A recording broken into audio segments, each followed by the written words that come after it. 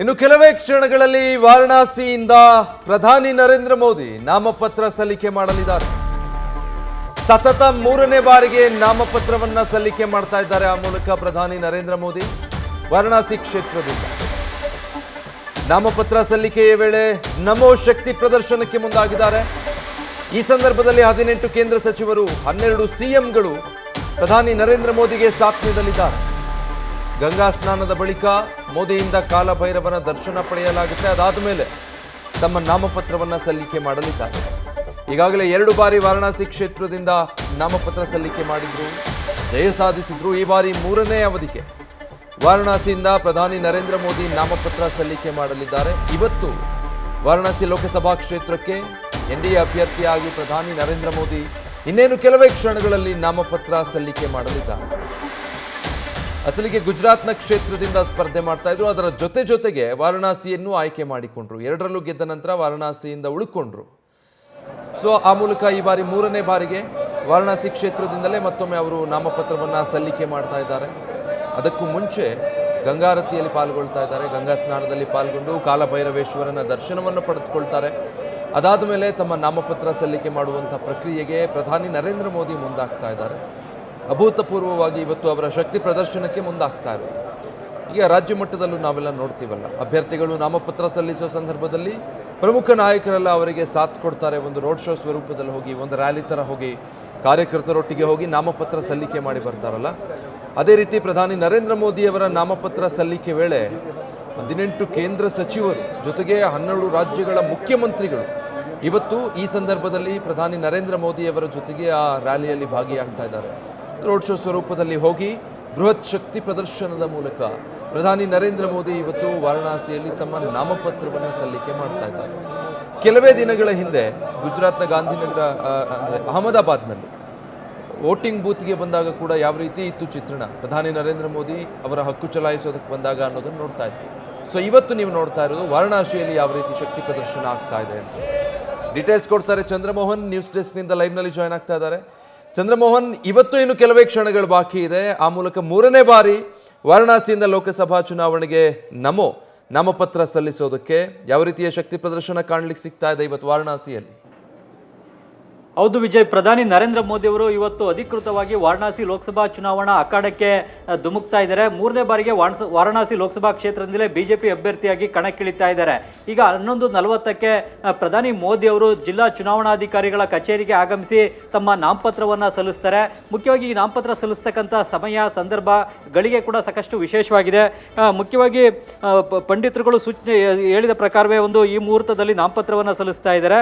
ಈ ಒಂದು ಪುಷ್ಯ ನಕ್ಷತ್ರ ಅಭಿಜಿತ್ ಮುಹೂರ್ತದಲ್ಲಿ ಪ್ರಧಾನಿ ಮೋದಿ ಅವರು ನಾಮಪತ್ರವನ್ನು ಸಲ್ಲಿಸ್ತಾ ಇದ್ದಾರೆ. ಈ ಅಭಿಜಿತ್ ಮುಹೂರ್ತ ಬಹಳ ಶುಭಕರವಾದಂತಹ ಮುಹೂರ್ತ, ಒಳ್ಳೆಯ ಮುಹೂರ್ತ. ಈ ಮುಹೂರ್ತದಲ್ಲಿ ನಾಮಪತ್ರವನ್ನು ಸಲ್ಲಿಸಿದ್ರೆ ಆನಂದ ಯೋಗ ಪ್ರಾಪ್ತಿಯಾಗುತ್ತೆ ಮತ್ತು ಮೋದಿ ಅವ್ರಿಗೂ ಕೂಡ ಒಳ್ಳೆಯದಾಗುತ್ತೆ, ದೇಶಕ್ಕೂ ಕೂಡ ಒಳ್ಳೆಯದಾಗುತ್ತೆ ಅನ್ನುವ ಕಾರಣಕ್ಕಾಗಿಯೇ ಈ ಅಭಿಜಿತ್ ಮುಹೂರ್ತದಲ್ಲಿ ನಾಮಪತ್ರವನ್ನು ಸಲ್ಲಿಸಲಾಗ್ತಾ ಇದೆ. ಮುಖ್ಯವಾಗಿ ಮೋದಿ ಅವರ ನಾಮಪತ್ರಕ್ಕೆ ಸೂಚಕರಾಗಿ ಈ ಹಿಂದೆ 2 ಬಾರಿ ನಾಮಪತ್ರ ಸಲ್ಲಿಸಿದಂತಹ ಸಂದರ್ಭದಲ್ಲೂ ಕೂಡ ಬೇರೆ ಬೇರೆ ಕ್ಷೇತ್ರಗಳ ಗಣ್ಯರುಗಳನ್ನ ತಮ್ಮ ನಾಮಪತ್ರಕ್ಕೆ ಸೂಚಕರನ್ನಾಗಿ ಆಯ್ಕೆಯನ್ನು ಮಾಡಿಕೊಳ್ಳಲಾಗಿತ್ತು. ಈಗಲೂ ಕೂಡ ಅದೇ ರೀತಿಯಾಗಿ ಮೋದಿ ಅವರು ತಮ್ಮ ನಾಮಪತ್ರಕ್ಕೆ ಸೂಚಕರಾಗಿ 5 ಮಂದಿ ಬೇರೆ ಬೇರೆ ಕ್ಷೇತ್ರಗಳ ಪ್ರತಿನಿಧಿಗಳನ್ನು ಆಯ್ಕೆ ಮಾಡಿಕೊಂಡಿದ್ದಾರೆ. ಮುಖ್ಯವಾಗಿ ಅಯೋಧ್ಯೆಯ ರಾಮ ಮಂದಿರದ ಪ್ರಾಣ ಪ್ರತಿಷ್ಠಾಪನೆಯನ್ನು ನೆರವೇರಿಸಿದಂತಹ ಅರ್ಚಕರು ಕೂಡ ಈಗ ಮೋದಿ ಅವರ ನಾಮಪತ್ರಕ್ಕೆ ಸೂಚಕರಾಗಿ ಸಹಿಯನ್ನು ಹಾಕ್ತಾ ಇದ್ದಾರೆ. ಇವರು ಕಾಶಿಯವರೇ ಆಗಿದ್ದಾರೆ. ಆ ಕಾರಣಕ್ಕಾಗಿ ಅವರನ್ನು ಆಯ್ಕೆ ಮಾಡಿಕೊಂಡಿದ್ದಾರೆ. ಅದೇ ರೀತಿಯಲ್ಲಿ ಕಾಶಿಯ ಸಂಗೀತ ಘರಾಣೆಗೆ ಸೇರಿದಂತಹ ಸೋಮಾ ಘೋಷ್ ಅವರು ಕೂಡ ಮೋದಿ ನಾಮಪತ್ರಕ್ಕೆ ಸೂಚಕರಾಗಿ ಸಹಿ ಹಾಕ್ತಾರೆ ಮತ್ತು ಪಪ್ಪು ಅಂಗಡಿಯ ಚಹಾ ಅಂಗಡಿಯ ಮಾಲೀಕ ಕೂಡ ಮೋದಿ ಅವರ ನಾಮಪತ್ರಕ್ಕೆ ಸೂಚಕರಾಗಿ ಸಹಿಯನ್ನು ಹಾಕ್ತಾ ಇದ್ದಾರೆ.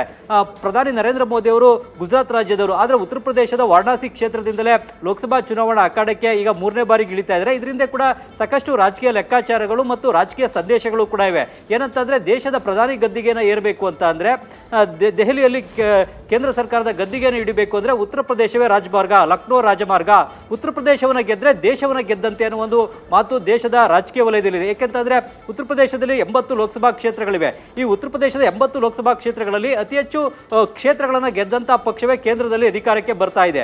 ಈ ಕಾರಣಕ್ಕಾಗಿಯೇ ಉತ್ತರ ಪ್ರದೇಶವನ್ನು ಗೆಲ್ಲಬೇಕು ಅಂತಂದರೆ ಬಿಜೆಪಿಯ ಪ್ರಧಾನಿ ಅಭ್ಯರ್ಥಿ ಆದಂಥವರು ಉತ್ತರ ಪ್ರದೇಶದಿಂದಲೇ ಲೋಕಸಭಾ ಚುನಾವಣೆಗೆ ನಿಂತು ಗೆಲ್ಲಬೇಕು. ಜೊತೆಗೆ ಈ ಹಿಂದಿನಲ್ಲೂ ಕೂಡ ದೇಶದ ಪ್ರಧಾನಿಯಾದಂಥ ಬಹುತೇಕ ಮಂದಿ ಕೂಡ ಉತ್ತರ ಪ್ರದೇಶದಿಂದಲೇ ಲೋಕಸಭಾ ಚುನಾವಣೆಗೆ ನಿಂತು ಗೆದ್ದು ಬಂದಂತಹ ಇತಿಹಾಸ ಉದಾಹರಣೆ ನಮ್ಮ ದೇಶದ ರಾಜಕೀಯ ವಲಯದಲ್ಲಿದೆ. ನೆಹರು ಆಗ್ಬೋದು, ಇಂದಿರಾ ಗಾಂಧಿ ಆಗ್ಬೋದು, ರಾಜೀವ್ ಗಾಂಧಿ, ಚಂದ್ರಶೇಖರ್, ವಿ ಪಿ ಸಿಂಗ್, ವಾಜಪೇಯಿ ಇವರೆಲ್ಲರೂ ಕೂಡ ಉತ್ತರ ಪ್ರದೇಶದಿಂದಲೇ ಲೋಕಸಭೆಗೆ ಆಯ್ಕೆಯಾದಂತಹ ಪರಂಪರೆ ಸಂಪ್ರದಾಯ ಇದೆ. ಉತ್ತರ ಪ್ರದೇಶದಿಂದಲೇ ಇವರು ನಿಲ್ತಿದ್ದರಿಂದಾಗಿ ಅವರ ಪಕ್ಷಗಳು ಕೂಡ ಉತ್ತರ ಪ್ರದೇಶದಲ್ಲಿ ಹೆಚ್ಚಿನ ಕ್ಷೇತ್ರಗಳಲ್ಲಿ ಗೆಲುವನ್ನು ಸಾಧಿಸ್ತಾ ಇದ್ವು. ಈ ಕಾರಣಕ್ಕಾಗಿಯೇ ಈಗ 2014ರಲ್ಲೂ ಕೂಡ ಮೋದಿಯವರು ಯಾವ ಕ್ಷೇತ್ರದಿಂದ ಲೋಕಸಭಾ ಚುನಾವಣೆಗೆ ನಿಲ್ಲಬೇಕು ಅನ್ನೋ ಒಂದು ಚರ್ಚೆ ಬಿಜೆಪಿ ನಡೆದಾಗ ಅವರು ಗುಜರಾತ್ನ ಜೊತೆಗೆ ಉತ್ತರ ಪ್ರದೇಶದಿಂದಲೂ ಕೂಡ ಒಂದು ಕ್ಷೇತ್ರದಿಂದ ನಿಲ್ಲಬೇಕು ಅನ್ನೋ ಒಂದು ಚರ್ಚೆಯನ್ನು ನಡೆಸಲಾಗಿತ್ತು. ಅದರಿಂದ ಈ ಒಂದು ಕಾರಣ ಕೂಡ ಇತ್ತು. ಜೊತೆಗೆ ಉತ್ತರ ಪ್ರದೇಶದಲ್ಲಿ ಇರ್ತಕ್ಕಂತಹ ಧಾರ್ಮಿಕ ಕ್ಷೇತ್ರಗಳು ಕೂಡ ಬಹಳ ಪ್ರಸಿದ್ಧಿಯನ್ನು ದೇಶದಲ್ಲಿ ಪಡೆದಿವೆ. ಮಥುರಾ ಆಗ್ಬೋದು, ಅಯೋಧ್ಯೆ, ಕಾಶಿ ಇವೆಲ್ಲವೂ ಕೂಡ ದೇಶದ ಪುಣ್ಯ ಕ್ಷೇತ್ರಗಳು. ಧಾರ್ಮಿಕವಾಗಿ ತಮ್ಮದೇ ಆದಂಥ ಪ್ರಾಶಸ್ತ್ಯವನ್ನು ದೇಶದಲ್ಲಿ ಹೊಂದಿವೆ. ಕಾಶಿಯನ್ನು ಧಾರ್ಮಿಕ ರಾಜಧಾನಿ ಅಂತಲೇ, ದೇಶದ ಧಾರ್ಮಿಕ ರಾಜಧಾನಿ ಅಂತಲೇ ಕರೆಯಲಾಗುತ್ತೆ. ಈ ಮೂಲಕವಾಗಿ ಪ್ರಧಾನಿ ಮೋದಿಯವರು ಕೂಡ ಹಿಂದುತ್ವವನ್ನು ಪ್ರತಿಪಾದಿಸಿದಂತಹ ನಾಯಕ, ಈ ಹಿಂದುತ್ವದ ಒಂದು ಹೃದಯ ಸಾಮ್ರಾಟ ಅಂತಲೇ ಮೋದಿಯವ್ರನ್ನು ಕೂಡ ಕರೆಯಲಾಗುತ್ತೆ. ಈ ಕಾರಣಕ್ಕಾಗಿಯೇ ಕಾಶಿಯಿಂದ ಮೋದಿಯವರು ನಿಂತು ಗೆದ್ದರೆ ಒಂದು ಹಿಂದೂ ಸಮುದಾಯಕ್ಕೂ ಕೂಡ ಒಂದು ಸಂದೇಶವನ್ನು ರವಾನೆ ಮಾಡಲಾಗುತ್ತೆ ಅನ್ನೋ ಒಂದು ಚರ್ಚೆ ಕೂಡ ಬಿಜೆಪಿಯ ಪಾಳ್ಯದಲ್ಲಿ 2014ರಲ್ಲಿ ನಡೆದಿತ್ತು. ಈ ಕಾರಣಕ್ಕಾಗಿಯೇ ಮೋದಿಯವರು ಕಾಶಿಯಿಂದಲೇ ನಿಂತು ಲೋಕಸಭೆಗೆ ಆಯ್ಕೆ ಆಗ್ತಾ ಇದ್ದಾರೆ. ಜೊತೆಗೆ ಉತ್ತರ ಪ್ರದೇಶ ಹಿಂದಿ ಪ್ರಾಬಲ್ಯ ಇರತಕ್ಕಂಥ ರಾಜ್ಯ. ಈ ಮೂಲಕವಾಗಿ ಉತ್ತರ ಭಾರತಕ್ಕೆ ಸಂಪೂರ್ಣವಾಗಿ ಒಂದು ಸಂದೇಶವನ್ನು ಮೋದಿಯವರು ರವಾನೆ ಮಾಡಿದಂತಾಗುತ್ತೆ ಅನ್ನೋ ಲೆಕ್ಕಾಚಾರ ಕೂಡ ಈ ವಾರಣಾಸಿಯ ಸ್ಪರ್ಧೆಯ ಹಿಂದೆ ಇದೆ. ಈ ಹಿಂದೆ 2 ಚುನಾವಣೆಗಳು ಕೂಡ ಮೋದಿಯವರು ವಾರಣಾಸಿನಲ್ಲಿ ಭರ್ಜರಿಯಾದಂಥ ಗೆಲುವನ್ನು ಸಾಧಿಸಿದ್ದಾರೆ. 2014ರಲ್ಲಿ ಮೋದಿ ವಿರುದ್ಧ ಅರವಿಂದ್ ಕೇಜ್ರಿವಾಲ್ ನಿಂತಿದ್ರು. ಆಗ ಅರವಿಂದ್ ಕೇಜ್ರಿವಾಲ್ ಅವರಿಗೂ ಕೂಡ ಮೋದಿಯವ್ರನ್ನ ಸೋಲಿಸಲಿಕ್ಕಾಗಿರಲಿಲ್ಲ. 2019ರಲ್ಲೂ ಕೂಡ ಕಾಂಗ್ರೆಸ್ನಿಂದ ಅಜಯ್ ರಾಯ್ ಅವರು ನಿಂತಿದ್ರು. ಈಗ 2024ರ ಲೋಕಸಭಾ ಚುನಾವಣೆಯಲ್ಲೂ ಕೂಡ ಕಾಂಗ್ರೆಸ್ನಿಂದ ಮತ್ತೆ ಅದೇ ಅಜಯ್ ರಾಯ್ ಅವರನ್ನ ಕಣಕ್ಕಿಳಿಸಲಾಗ್ತಾ ಇದೆ. ಅಜಯ್ ರಾಯ್ ಈಗ ಉತ್ತರ ಪ್ರದೇಶದ ಕಾಂಗ್ರೆಸ್ ರಾಜ್ಯ ಘಟಕದ ಅಧ್ಯಕ್ಷರು ಕೂಡ ಆಗಿದ್ದಾರೆ. ಹೀಗಾಗಿ ಈಗ ತೀವ್ರವಾದಂಥ ಪೈಪೋಟಿಯನ್ನು ನೀಡಬೇಕು ಅನ್ನೋ ಒಂದು ಲೆಕ್ಕಾಚಾರದಲ್ಲಿ ಕಾಂಗ್ರೆಸ್ ಪಕ್ಷ ಕೂಡ ಇದೆ. ಜೊತೆಗೆ ಇಂಡಿಯಾ ಮೈತ್ರಿಕೂಟದ ಬಲ ಕೂಡ ಇದೆ. ಸಮಾಜವಾದಿ ಪಕ್ಷದ ಬೆಂಬಲ ಕೂಡ ಕಾಂಗ್ರೆಸ್ ಪಕ್ಷಕ್ಕಿದೆ. ಆದರೂ ಕೂಡ ಈ ಬಾರಿ ಉತ್ತರ ಪ್ರದೇಶದ ವಾರಣಾಸಿ ಕ್ಷೇತ್ರದಲ್ಲಿ ಮೋದಿ ಅವ್ರನ್ನ 5 ಲಕ್ಷಕ್ಕೂ ಅಧಿಕ ಮತಗಳ ಅಂತರದಿಂದ ಗೆಲ್ಲಿಸಬೇಕು ಅನ್ನೋ ಒಂದು ಪ್ಲಾನ್ ಅನ್ನು ಕೂಡ ಬಿಜೆಪಿ ಪಕ್ಷ ಮಾಡಿಕೊಂಡಿದೆ. ಇವತ್ತು ಕೂಡ ಉತ್ತರ ಪ್ರದೇಶದ ವಾರಣಾಸಿಯಲ್ಲಿ ಮೋದಿ ಅವರು ನಾಮಪತ್ರ ಸಲ್ಲಿಸುವಂತಹ ಸಂದರ್ಭದಲ್ಲಿ ಬಿಜೆಪಿ ನಾಯಕರುಗಳು ತಮ್ಮ ಶಕ್ತಿ ಪ್ರದರ್ಶನವನ್ನ ನಡೆಸ್ತಾ ಇದ್ದಾರೆ. 18 ಕೇಂದ್ರ ಸಚಿವರುಗಳು, 12 ರಾಜ್ಯದ ಬಿಜೆಪಿ ಮುಖ್ಯಮಂತ್ರಿಗಳು ಕೂಡ ಈ ನಾಮಪತ್ರ ಸಲ್ಲಿಕೆ ವೇಳೆ ಉಪಸ್ಥಿತರಿದ್ದು ಮೋದಿ ಅವರಿಗೆ ತಮ್ಮ ಬೆಂಬಲವನ್ನ ಸೂಚಿಸ್ತಾ ಇದ್ದಾರೆ. Vijay, thank you Chandramohan. News First ನಿರ್ಭೀತಿಯಿಂದ ನಿಮ್ಮ ಪರವಾಗಿ.